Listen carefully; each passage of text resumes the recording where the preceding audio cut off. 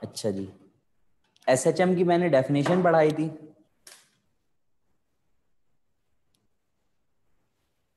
ठीक है,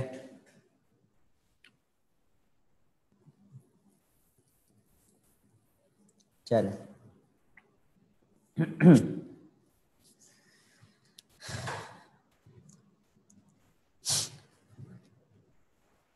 हमने पेंडुलम का टॉपिक कवर कर लिया था।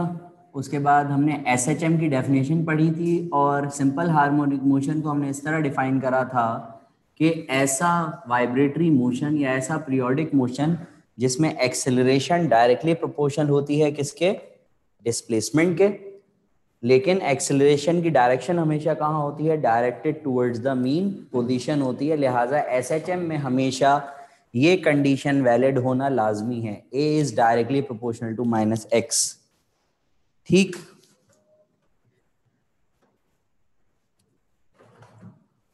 आज थोड़ा सा एक मुश्किल टॉपिक, मतलब फर्स्ट ईयर के लिहाज से आप लोगों को थोड़ा सा वो मुश्किल लगता है, प्रोजेक्शन का टॉपिक, और उसमें बहुत सारे फॉर्मूलाज उसको पढ़ते हैं।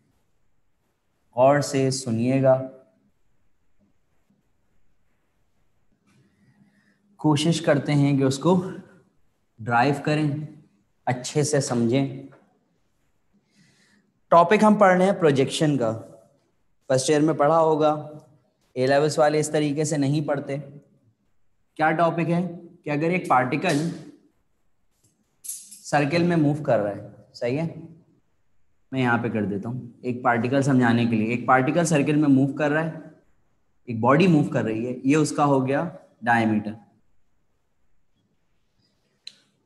तो हमें ये प्रूफ करना होता है इस टॉपिक में कि जो पार्टिकल मूव कर रहा है सर्किल में, उस पार्टिकल की जो प्रोजेक्शन बन रही है डायमीटर पे, प्रोजेक्शन का मतलब साया, उस पार्टिकल का जो साया बन रहा है, उस पार्टिकल की जो प्रोजेक्शन बन रही है डायमीटर के ऊपर, वो एग्जीक्यूट कर रही है क्या, एस एच एम।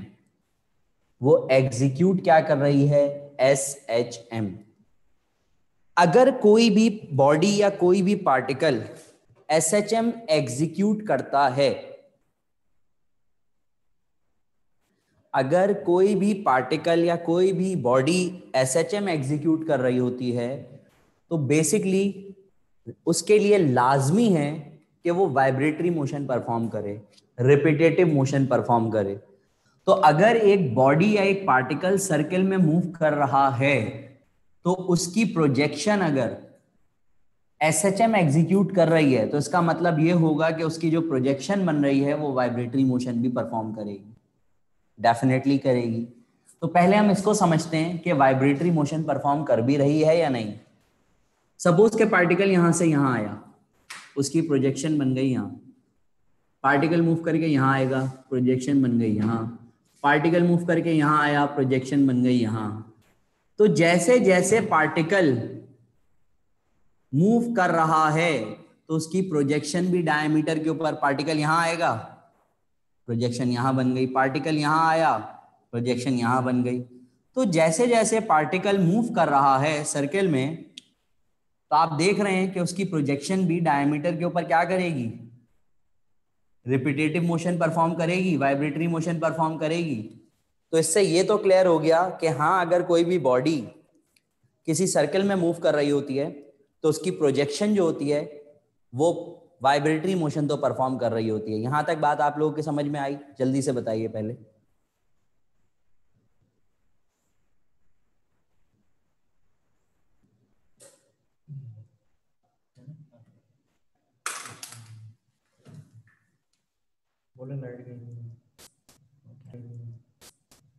कि अगर कोई भी बॉडी सर्किल में मूव कर रही है, तो उस बॉडी की प्रोजेक्शन जो है वो डायमीटर पे वाइब्रेटरी मोशन परफॉर्म करती है।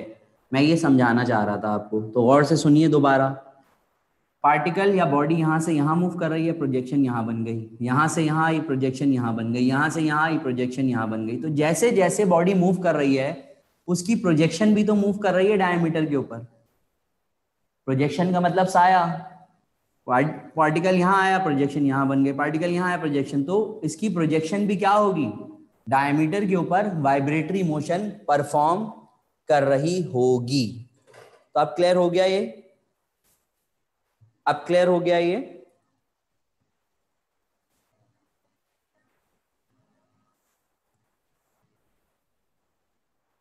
ठीक, तो अब ये तो क्लियर हो गया कि प्रोजेक्शन जो है वो किसी भी पार्टिकल की वाइब्रेटरी मोशन परफॉर्म करती है। चलिए अब इसको हम प्रूफ करते हैं कि वो एसएचएम एग्जीक्यूट कर रही है या नहीं। और से सुनिएगा, ड्राइव करके दिखाऊंगा पूरा, लेकिन डेरिवेशन का कोई काम नहीं, सिर्फ समझाने के लिए। और से सुने, पहले तो मैं जरा आपको डिस्प्लेसमेंट और एम्पलीट्यूड में डिफरेंस बता दूं। वैसे सबको पता ही होगा, डिस्प्लेसमेंट को हम एक्स से डिनोट करते हैं और एम्पलीट्यूड को हम यहां पर एक्स नॉट से डिनोट करेंगे। क्या डिफरेंस है दोनों में? Distance between two points, the shortest distance between the two point is called displacement. या आप ये भी बोल सकते हैं कि मीन पोजीशन से किसी भी इंस्टेंट तक का फासला। सपोज के मैं इससे समझा देता हूं, एक स्प्रिंग के साथ एक बॉडी अटैच है, ये उसकी मीन पोजीशन, हमने उसको स्ट्रेच करके यहां तक ले आए, ये उसकी एक्सट्रीम पोजीशन हो गई, यहां से लेकर यहां तक, तो ये मीन पोजीशन है। तो मीन पोजीशन से किसी भी पॉइंट तक का फासला, यहां से यहां तक, यहां तक, यहां तक, यहां तक, ये सारे फासले क्या कहलाएंगे? डिस्प्लेसमेंट। तो मीन से किसी भी इंस्टेंट तक का फासला, मीन से किसी भी इंस्टेंट तक का फासला डिस्प्लेसमेंट कहलाएगा। लेकिन अगर हम मीन से एक्सट्रीम पोजीशन की बात करें तो ये एम्पलीट्यूड बन जाएगा। तो आप इसको इस तरह भी कह सकते हैं, maximum displacement is called amplitude. Maximum displacement को आप एम्पलीट्यूड कह सकते हैं। मीन से किसी भी पॉइंट तक का फासला accept extreme point, displacement.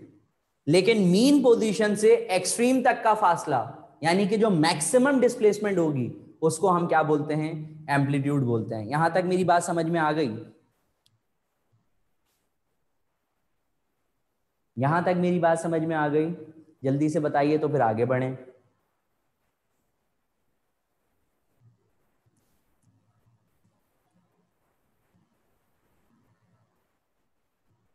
Repeat कर दूं बेटा? 3 दफा रिपीट कर रहा हूं, थोड़ा जल्दी जल्दी समझिए, गौर से सुनिए। 2-2 3-3 दफा जब भी रिपीट कर रहा हूं, बहुत आसान सी चीज है। मीन पोजीशन से किसी भी पॉइंट तक का फासला डिस्प्लेसमेंट, लेकिन मीन से एक्सट्रीम तक का फासला एम्पलीट्यूड कहलाता है। तो इसलिए आप ये भी कह सकते हैं कि maximum displacement is called amplitude. तो मीन से एक्सट्रीम तक का फासला एम्पलीट्यूड, और मीन से किसी भी पॉइंट तक के फासले को आप क्या कहते हैं? डिस्प्लेसमेंट बोलते हैं। और डिस्प्लेसमेंट को हम एक्स से डिनोट करते हैं, सही है, और एम्पलीट्यूड को हम एक्स नॉट से डिनोट करते हैं। यहां तक बात समझ में होप सो अब आ गई होगी। चलिए अब आगे हम डेरिवेशन की तरफ बढ़ते हैं।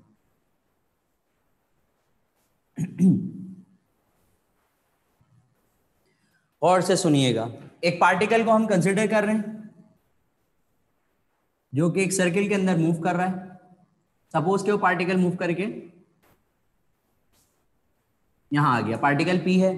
हमने ये पढ़ा था कि जब भी कोई बॉडी सर्किल के अंदर मूव कर रही होती है तो वो with respect to the centre कुछ ना कुछ एंगल बनाते हुए मूव कर रही होती है। चैप्टर 4 में हम पढ़ चुके हैं ये बात। जब भी कोई बॉडी सर्किल के अंदर मूव कर रही होती है तो वो with respect to the centre कुछ ना कुछ एंगल बनाते हुए मूव कर रही होती है। तब वो उसके वो एंगल हो गया थीटा, सही।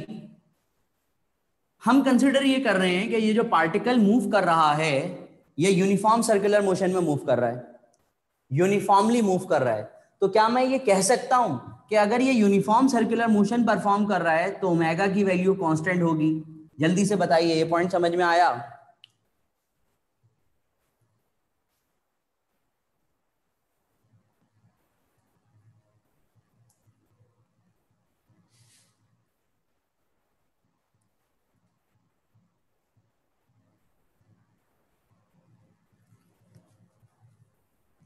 अगर कोई बॉडी यूनिफॉर्मली मूव कर रही है तो यूनिफॉर्मली का मतलब हो गया उसका ओमेगा कांस्टेंट। अगर बॉडी ऐसे मूव कर रही है, चैप्टर 4 में पढ़ा था ना राइट हैंड थंब रूल, तो ओमेगा अपनी डायरेक्शन को चेंज नहीं करेगा, v अपना मैग्नीट्यूड सेम रखेगा। तो जब v is equal to R omega, v constant magnitude wise, radius कभी भी सर्किल का चेंज नहीं होगा, तो ओमेगा कांस्टेंट हो जाएगा या नहीं? तो इसलिए जब बॉडी यूनिफॉर्मली मूव कर रही है तो ओमेगा की वैल्यू क्या रहेगी? कांस्टेंट रहेगी। अब क्लियर हो गया मेरा पॉइंट?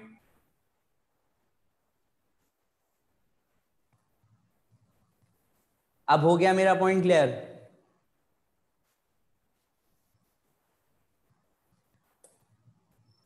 ठीक, ओमेगा कांस्टेंट, आहिस्ता आहिस्ता बता रहा हूं सारी चीजों को, सही है? हमें क्या करना है? इसकी प्रोजेक्शन ड्रॉ करनी है, तो ये हमने ड्रॉ कर दी इसकी प्रोजेक्शन, सही। अभी हमने थोड़ी देर पहले पढ़ा मीन से एक्सट्रीम तक का फासला, maximum displacement is called amplitude, तो ये एक्स नॉट हो गया, जिसको हम आर भी कह सकते हैं क्योंकि रेडियस है ये सर्किल का। और किसी भी इंस्टेंट तक के फासले को आप क्या कहते हैं? डिस्प्लेसमेंट। इसको मैंने एक्स कंसिडर कर लिया। यहां तक बात समझ में आई? यहां तक बात समझ में आई? बहुत छोटी छोटी सी चीजों को बताकर जल्दी जल्दी पूछता जा रहा हूं। ये डिस्प्लेसमेंट एक्स, ये amplitude x not, maximum displacement, ठीक है? आगे बढ़े, हमें प्रूफ करना है ये जो इस पार्टिकल की प्रोजेक्शन बन रही है ये एग्जीक्यूट कर रही है एसएचएम। तो लाजमी सी बात है एसएचएम के लिए हमें ये कंडीशन को वैलिड करना है, तो इसकी प्रोजेक्शन की कोई ना कोई एक्सेलरेशन होगी। तो इसकी प्रोजेक्शन की सपोज के एक्सेलरेशन जो है वो ए है, ये ए एक्सेलरेशन इस प्रोजेक्शन की है जो कि डायमीटर के ऊपर मूव कर रही है, जिसकी डायरेक्शन कहां है? Toward the mean position. और एक और एक्सेलरेशन सर्किल के अंदर प्रोड्यूस होती है जिसको आप कहते हैं सेंट्रिपिटल एक्सेलरेशन, जिसकी डायरेक्शन होती है डायरेक्टेड टुवर्ड द सेंटर। तो वो पार्टिकल जो सर्किल में मूव कर रहा है वो सेंट्रिपिटल एक्सेलरेशन से भी मूव कर रहा होगा, जिसकी डायरेक्शन होती है टुवर्ड द सेंटर। ये सेंट्रिपिटल एक्सेलरेशन नहीं है, क्यों? क्योंकि ये प्रोजेक्शन की एक्सेलरेशन है।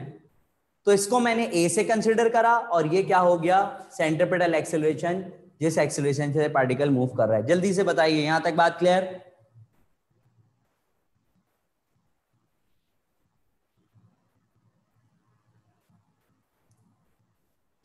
ठीक है, चलें जी, यहां तक बात क्लियर हो गई।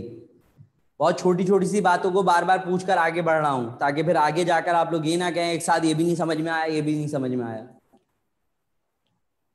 ए प्रोजेक्शन की एक्सेलरेशन, जो प्रोजेक्शन मूव कर रहा है, कर रही है।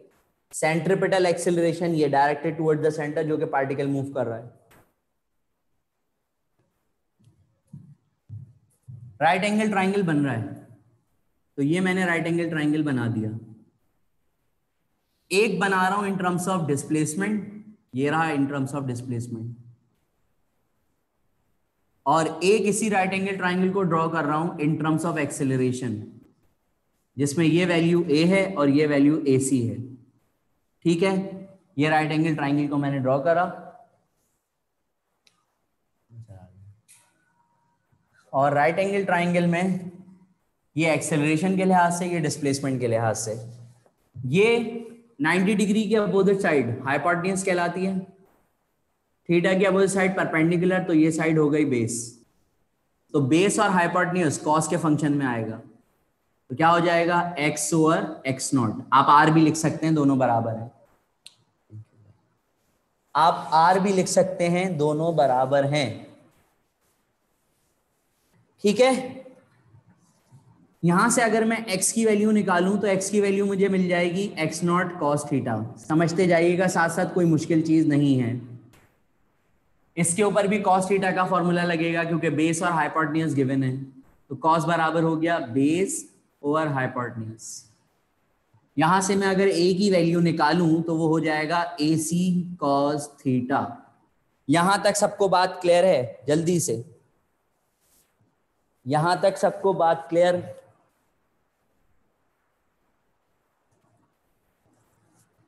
जी, टुवर्ड्स द सेंटर।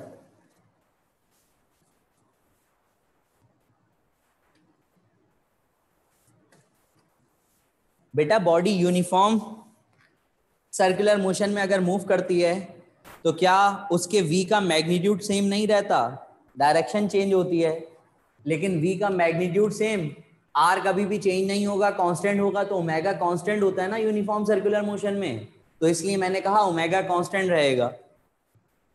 आगे समझिए,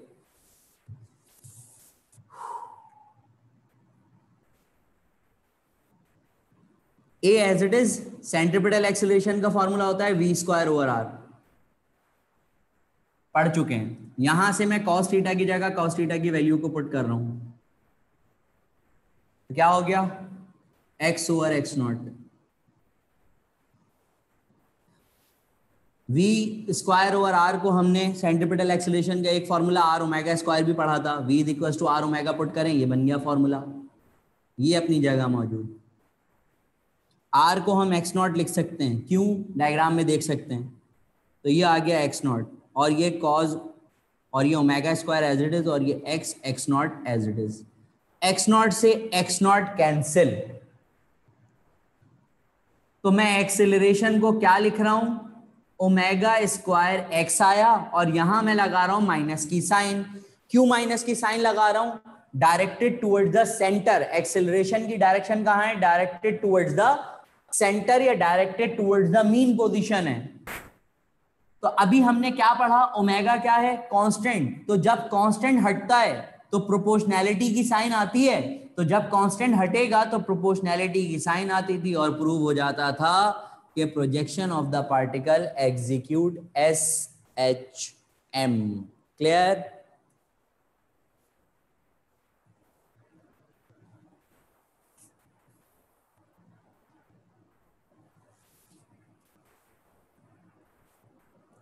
एक्सेलरेशन को नेगेटिव लिया है बेटा, ओमेगा को नेगेटिव नहीं लिया है, एक्सेलरेशन को नेगेटिव लिया है।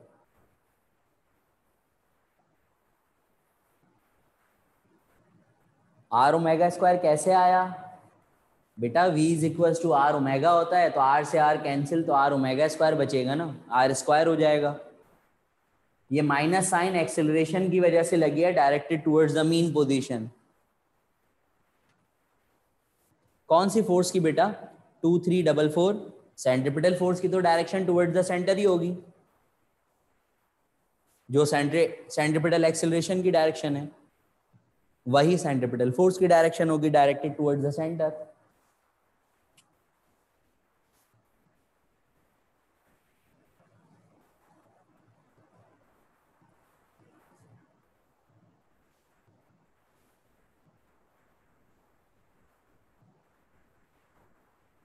नहीं बेटा कुछ नहीं पढ़ाया,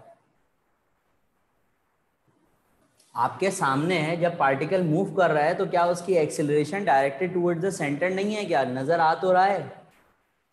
ये अवे जाएगी भी बॉडी, तो दोबारा जब मूव कर रही होगी तो दोबारा डायरेक्टेड टुवर्ड्स द सेंटर नहीं आ रही होगी क्या, तो एक्सेलरेशन की direction directed towards the centre है या नहीं है, इसलिए यहाँ पे माइनस की साइन। तो यहाँ आप क्या पढ़ते हैं, माइनस क्यों लगाते हैं, किसकी वजह से लगता है यहाँ माइनस, क्या डिस्प्लेसमेंट की वजह से लगता है। यहां पर भी तो आप यही कहते हैं ना कि एक्सेलरेशन, इसकी डेफिनेशन ही क्या है एसएचएम की, कि acceleration is directed towards the centre, directed towards the mean position, इस वजह से लग रहा होता है माइनस। तो यहां पर भी क्या है, एक्सेलरेशन की direction directed towards the centre या मीन पोजीशन।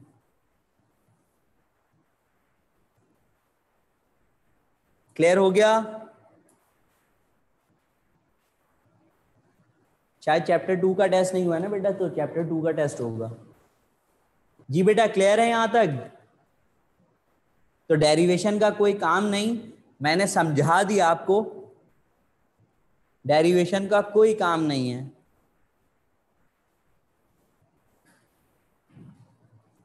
ईद के बाद होगा बेटा टेस्ट, अभी तो नहीं हो सकता, ठीक है।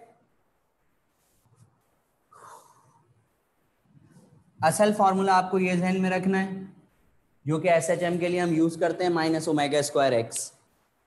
अब इसी से मैं बहुत सारे फॉर्मूले और बना रहा हूं, मैंने जो पेज अपलोड किया था फेसबुक के ऊपर, अगर आप लोगों ने वो डाउनलोड कर लिया तो उसमें सारे फॉर्मूले आपको मिल जाएंगे, कुछ नहीं होंगे, जो नहीं है उनको नोट लाजमी कर लीजिएगा। गौर से देखिए, अब मैं इसी से कुछ आगे फॉर्मूले बना रहा हूं, गौर से सुनिएगा। ये डिस्प्लेसमेंट का फॉर्मूला बन गया, क्योंकि यहां पर एक्स किसको शो कर रहा है, डिस्प्लेसमेंट को। देखें, क्या मैं डिस्प्लेसमेंट का एक फॉर्मूला ये लिख सकता हूं?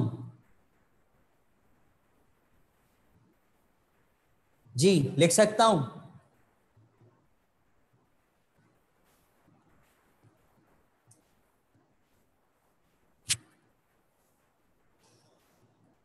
लिख सकता हूं ना? क्यों? क्योंकि हमने पढ़ा है ओमेगा बराबर होता है थीटा ओवर टाइम, तो यहां से अगर हम थीटा की वैल्यू निकालें तो वो ओमेगा टी के बराबर हो जाएगी, तो मैंने इसको ओमेगा टी लिख दिया। ठीक है,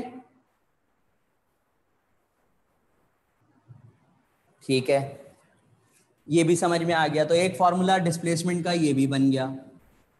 क्या एक और फॉर्मूला अगर मैं डिस्प्लेसमेंट का लिखना चाहूं तो क्या मैं ये लिख सकता हूं? ये फॉर्मूला किस किस को समझ में आया?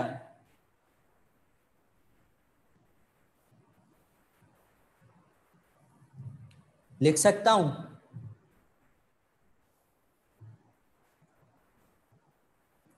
Omega T plus phi. Phi क्या है? 2301। क्या है फाई?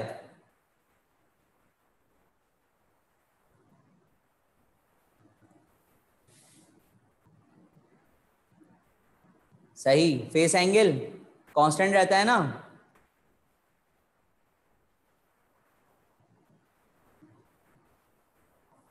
सही, चलें समझ लेते हैं इसको।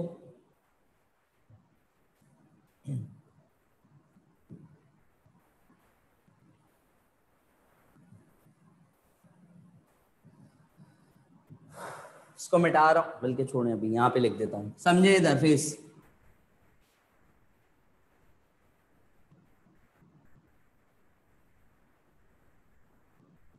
बॉडी यहां, सपोज के एंगल बना थीटा 1, बॉडी यहां से यहां आ गई, ये एंगल बनेगा क्या, सपोज थीटा 2।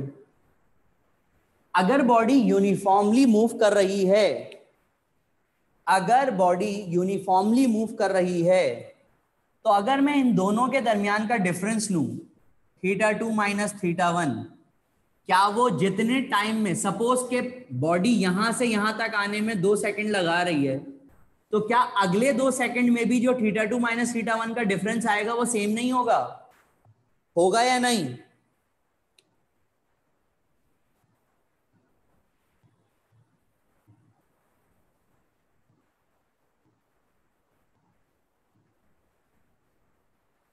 टू थ्री, वालेकुम अस्सलाम जी बेटा, 2329, जो भी टेस्ट का शेड्यूल आप लोगों को दिया गया है उसी के लिहाज से करिएगा।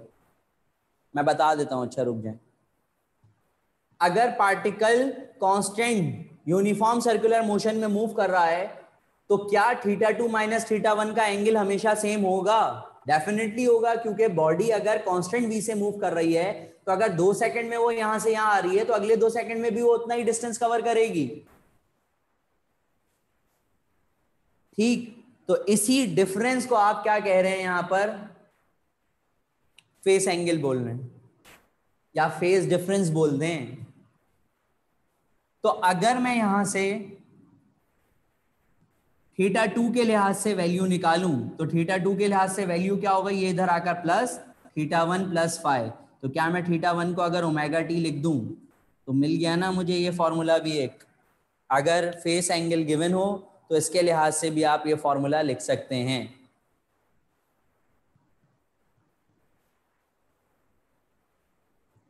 क्लियर ये पॉइंट?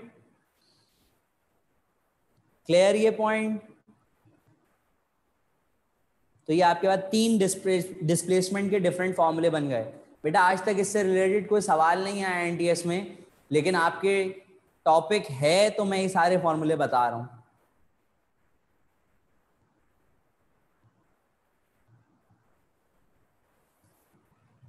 चलें जी, तो ये फॉर्मूले हो गए, तो इनको नोट कर लीजिएगा। शायद आपके पास जो वर्कशीट, जो मैंने पेज दिया है थ्योरी का, उसमें शायद सिर्फ ये फॉर्मूला लिखा हुआ होगा और ये शायद ये ना हो, तो नोट कर लीजिएगा इसको भी।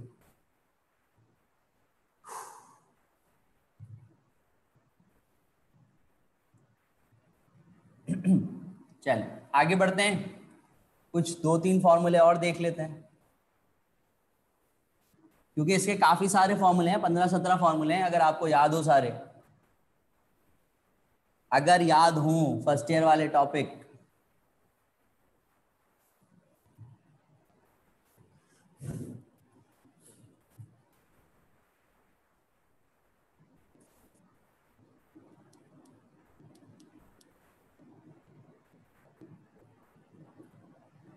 बेटा θ1 को हम ओमेगा टी नहीं लिख सकते?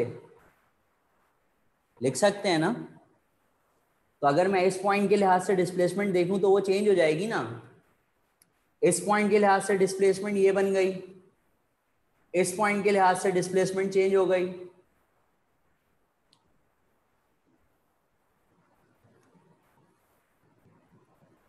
तो अगर न्यूमेरिकल में फेस एंगल गिवन होगा तो हम उसके लिहाज से फिर यूज कर लेंगे।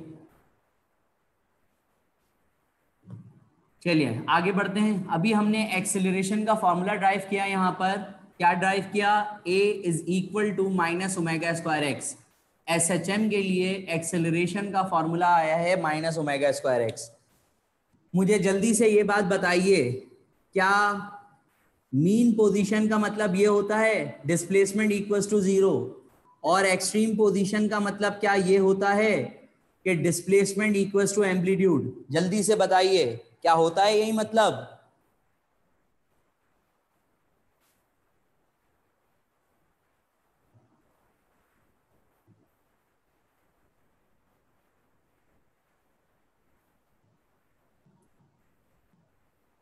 ठीक है, क्योंकि मीन पोजीशन पे डिस्प्लेसमेंट जीरो हो जाती है और एक्सट्रीम पर डिस्प्लेसमेंट एम्पलीट्यूड के बराबर। तो क्या अब मैं डायरेक्टली ये बात लिख दूं कि मीन पोजीशन के ऊपर एक्सेलरेशन मिनिमम होगी और वो जीरो होगी, और एक्सट्रीम पोजीशन पे एक्सेलरेशन जो होगी वो मैक्सिमम होगी, और उसका formula minus omega square x not होगा? अब तो समझ में आ गया ना, क्योंकि मीन पर x zero acceleration zero, extreme पर मैक्सिमम एक्स नॉट के बराबर। क्लियर? जल्दी से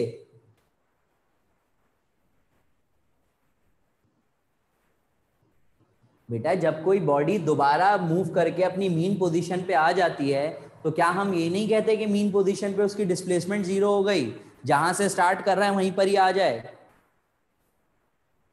बेटा थीटा कहाँ चेंज हुआ, कौन सा थीटा चेंज हुआ?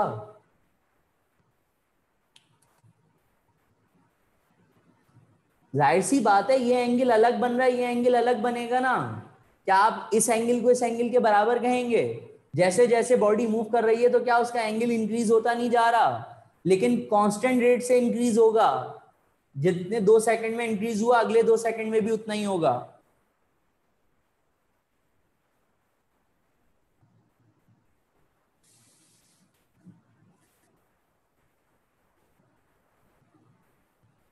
ठीक है,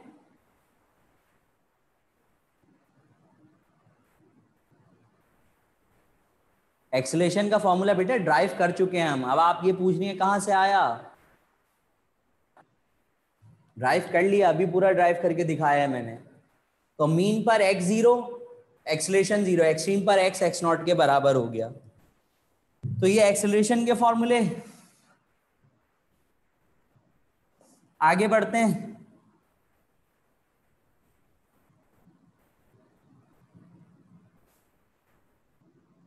एंगुलर वेलोसिटी ओमेगा का फॉर्मूला,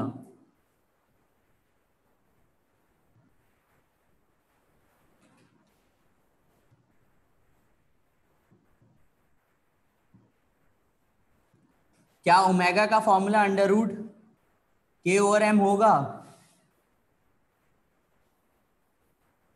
क्या ओमेगा का formula under root K over M होगा?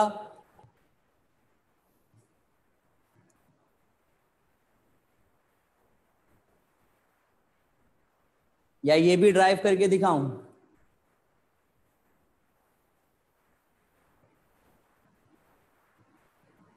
नहीं बताऊं ना, ये तो पता है ना। बस सही है, तो डेरिवेशन की कोई जरूरत नहीं, आपको फॉर्मूले जहन में होने चाहिए।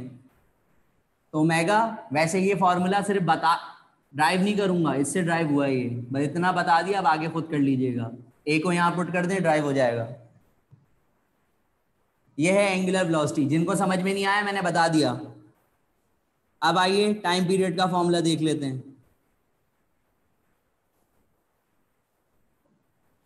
तो टाइम पीरियड बराबर होता है 2 पाई ओवर ओमेगा के। 2 पाई ओवर ओमेगा। तो यहां अगर मैं ओमेगा की वैल्यू को पुट कर दूं तो ओमेगा की वैल्यू है अंडर रूट के अपॉन एम, डिवाइड से मल्टीप्लाई में आएगा रेसिप्रोकल एम अपॉन के हो गया। इसी तरह अगर हम फ्रीक्वेंसी की वैल्यू की बात करें तो फ्रीक्वेंसी का फॉर्मूला होता है रेसिप्रोकल ऑफ टाइम पीरियड। तो क्या बनता है formula? 1/2 pi under root K over M. ये फ्रीक्वेंसी का फॉर्मूला। क्लियर है यहां तक? ठीक है बेटा, अगर आपको नहीं पता तो वो मैंने ऊपर लिख दिया, F is equal to minus K X, Hooke's law, F को ma लिख दें। अब आगे का काम आपको 2 स्टेप खुद भी करना है। एक्सेलरेशन की जगह वैल्यू को पुट कर दें, ड्राइव हो जाएगा ओमेगा का फॉर्मूला। ड्राइव हो जाएगा ओमेगा का फॉर्मूला। बेटा time period 2 pi over omega होता है। ओमेगा की जगह जब वैल्यू को पुट करेंगे डिवाइड से मल्टीप्लाई में लाएंगे, टर्म रेसिप्रोकल m अपॉन के हो गया। Frequency reciprocal of time period होती है, तो मैंने इसको रेसिप्रोकल करा तो ये K upon M, 1/2 pi under root K over M. Clear है? नहीं बेटा कल ऑफ नहीं है। क्लियर है यहां तक? जल्दी से बताइए बच्चों।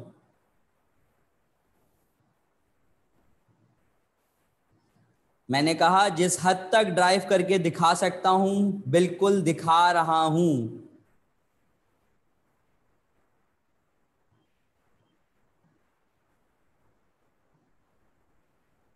मैं बता दूंगा आपको कि कौन कौन से फॉर्मूले याद करने हैं।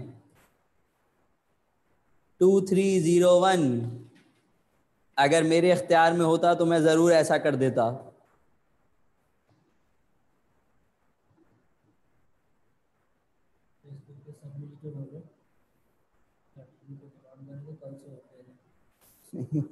बोलने से कुछ भी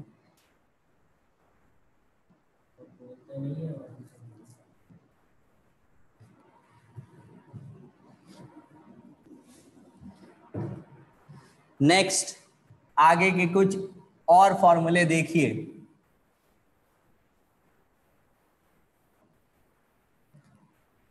एसएचएम के लिए मैं सारे लिखवा दूं, उसके बाद बता दूंगा कि कौन कौन से जहन में रख लीजिएगा, काफी होंगे। Instantaneous velocity. इंस्टेंटेनियस वेलोसिटी को हम Vx से डिनोट करते हैं, या V इंस्टेंटेनियस भी बोलते हैं, मर्जी आपकी, Vx या V इंस्टेंटेनियस। याद है किसी को फॉर्मूला क्या होता है? अब इसकी डेरिवेशन मत पूछिएगा, 1.5 पेज की डेरिवेशन दी।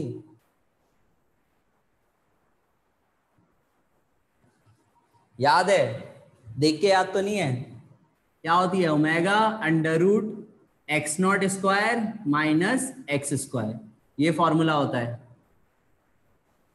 Instantaneous velocity. किसी भी इंस्टेंट के ऊपर प्रोजेक्शन की वेलोसिटी को इंस्टेंटेनियस वेलोसिटी कहते हैं।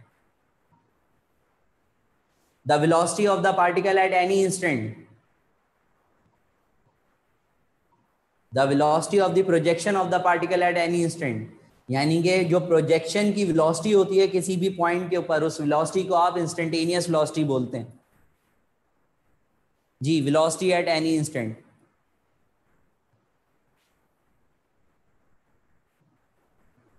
ठीक है, आप चाहें तो इस फॉर्मूले को ये भी लिख सकते हैं, ओमेगा की जगह ओमेगा की वैल्यू को अगर आप पुट कर दें तो ये भी बन जाएगा फॉर्मूला। मैं लिखवाता जा रहा हूं, सारे आपके पास लिखे हुए हैं, आप ना भी लिखें तो कोई मसला नहीं है। जो नहीं होगा वो चेक कर लीजिएगा शीट के अंदर। सही है, मैं लिखता जा रहा हूं फिलहाल। मीन समझाते हुए लिख रहा हूं ताकि आपको बात क्लियर हो जाए।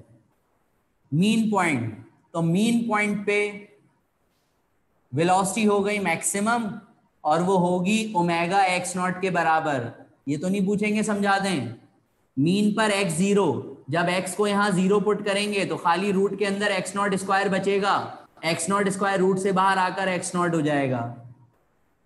एक्सट्रीम, एक्सट्रीम पोजीशन का मतलब x x नॉट के बराबर, तो x not square minus x not square 0, तो इसका मतलब वेलोसिटी मिनिमम हो गई और वो क्या होगी, 0।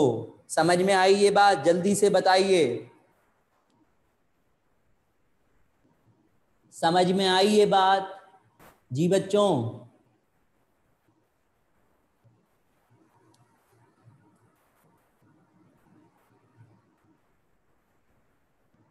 एक्सट्रीम नहीं आया, मीन आ गया।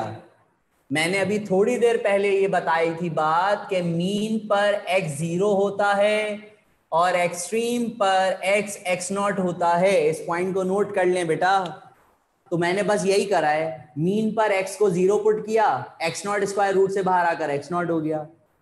एक्सट्रीम का मतलब x x नॉट के बराबर, तो x not square minus x not square 0, तो वैल्यू 0 हो गई। इसमें इतनी मुश्किल वाली बात क्या थी? क्लियर?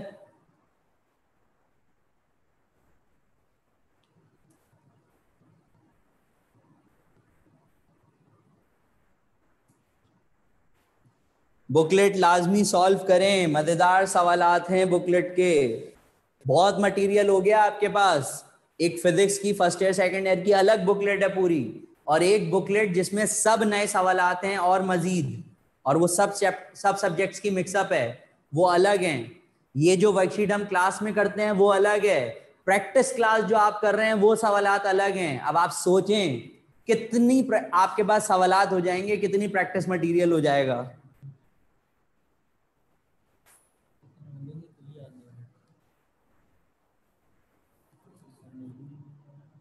मुश्किल मुश्किल हैं।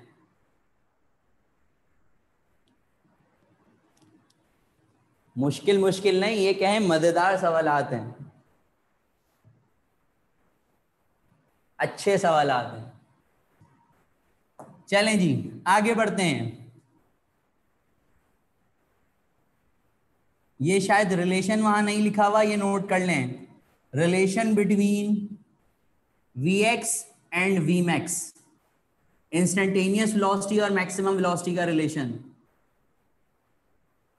Relation between V X and V max, ये शायद नहीं लिखा हुआ। जी बेटा, किसी को भी भेज सकते हैं, बस अपनी बी फॉर्म की कॉपी और वो भेज दीजिएगा। बायो में बहुत सारे हैं, बिल्कुल होंगे। फिजिक्स में जितने हैं वो तो कर लें, वो भी बहुत हैं।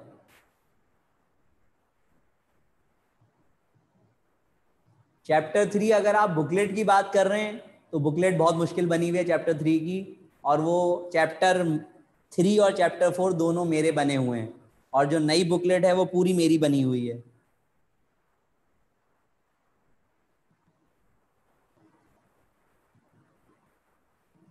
जो नए सवालात मिले हैं सारे चैप्टर के वो मैंने बनाए हैं, कंपाइल मैंने करे हैं, और जो चैप्टर 3 और चैप्टर 4 बना हुआ है first year second year combined booklet में, वो भी मैंने बनाया हुआ है।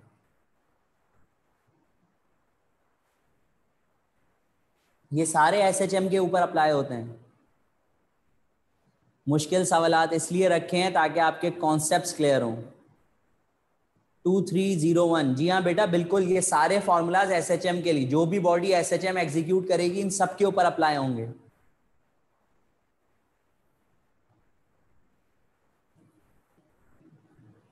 जी अभी जरा चीजें खत्म हो जाएं तो बेफिक्र रहें, बुकलेट में जितने सवालात प्रॉब्लम कर रहे हैं सब डिस्कस करेंगे, परेशान ना हो। पहले आप लोग खुद मेहनत करें, और फिर जो नहीं हो रहे होंगे बिल्कुल करवाऊंगा, हर सवाल समझाऊंगा, परेशान ना हो। Relation between V X and V max, तो देखिए वी एक्स और वी मैक्स में क्या रिलेशन है। डायरेक्ट लिखूं, समझ में आएगा? चलें देखते हैं किस किस के समझ में आया।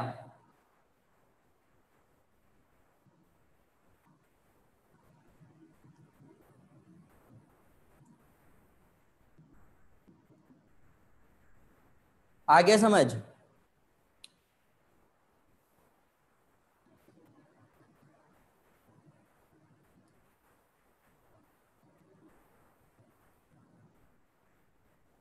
जी बेटा सब एसएचएम में आते हैं।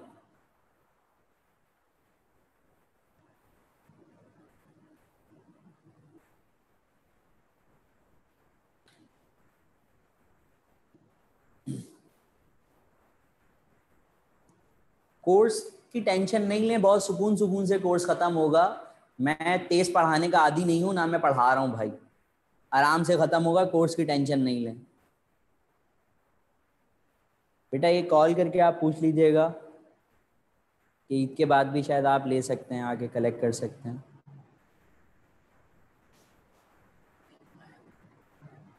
अच्छा बेटा वैसे तो कोई चांस नहीं लग रहा अभी तक, कोई कंफ्यूजन नहीं, देखते हैं क्या होता है। वैसे तो कोई चांस नहीं लग रहा अभी तक सितंबर में होने का। जी ये समझ में आया रिलेशन आप लोगों के? जल्दी से बताइए, टाइम थोड़ा सा शॉर्ट है।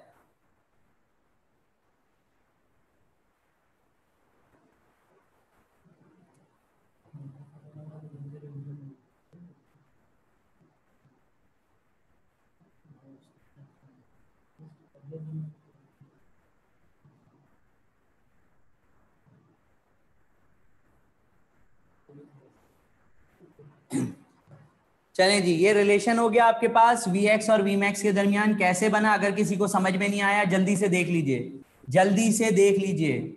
ये रहा फॉर्मूला V इंस्टेंटेनियस या Vx का, जल्दी से समझाऊंगा। X naught square minus X square, मैंने एक्स नॉट से मल्टीप्लाई और डिवाइड करा दिया एक्स नॉट स्क्वायर से, तो ये एक्स नॉट स्क्वायर बाहर आकर एक्स नॉट हो गया, और इसको अगर मैं एलसीएम को ब्रेक करूं तो ये बन गया फॉर्मूला, और ओमेगा एक्स नॉट को आप वी मैक्स लिख सकते हैं। तो ये रिलेशन ऐसे बना है। अगर किसी के समझ में नहीं आया तो जल्दी से इसको कॉपी कर लें, जल्दी से इसको कॉपी कर लें। फिलहाल यहाँ तक रखूंगा, नेक्स्ट क्लास में फिर बाकी इसके बचने वाले फॉर्मूले समझाकर इस टॉपिक को कंप्लीट करूंगा।